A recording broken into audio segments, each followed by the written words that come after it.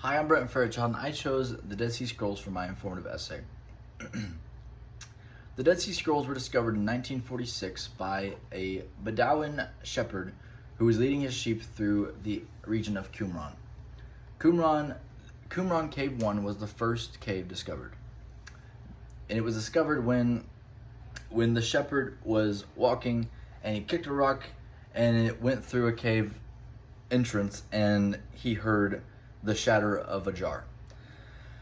This would be one of the greatest archaeological discoveries of the 20th century. But hints of hidden manuscripts were made long before 1946, as far back as the time of Origen, the church father. Eusebius, the church historian, quotes Origen saying that he claimed to have uncovered manuscripts hidden long ago, and it's possible that these were connected to the Dead Sea Scrolls. Now the next question is who hid these scrolls? The Essenes are often credited with hiding the scrolls for the fact that they had such a large collection of scrolls and manuscripts. They lived apart from the mainstream Jewish society and devoted themselves to the study of the law and the prophets. Other Jewish groups, like the Zealots, clashed with the Roman general Vespasian during the first Jewish war.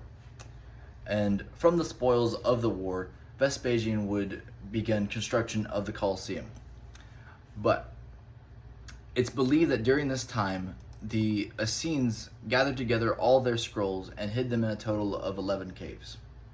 And the scrolls survived almost 19,000 years in excellent condition. The leather was dried by the Dead Sea. The Dead Sea is so dry and salty in that area that it preserved the leather not perfectly, but really well.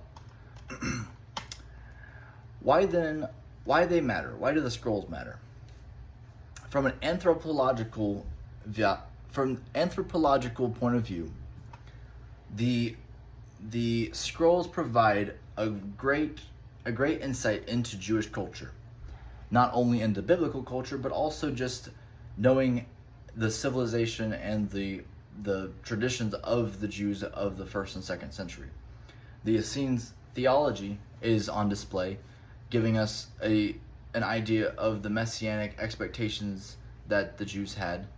Many of the apocalyptic literature that is in their possession, not only the Old Testament is in the Dead Sea Scrolls, but even commentaries of the Old Testament are in the Dead Sea Scrolls. And extra biblical texts like the Book of Enoch and other books, they're in the Dead Sea Scrolls. And beliefs about the Messiah, like I said, they believe that it's possible that there would be two Messiahs, one that would be a suffering servant and another that would be a ruling king. This comes from books like Isaiah, where it has one section where it says he was pierced for our transgressions, he was crushed for our iniquities. That's Isaiah 53. And then Isaiah 9, where it says that the government will be on his shoulders, and he'll be a ruler. So to them, it's reasonable that you would think it sounds like too. I mean, I'm sure it makes you think that it makes you wonder how much of Revelation we might be getting completely wrong.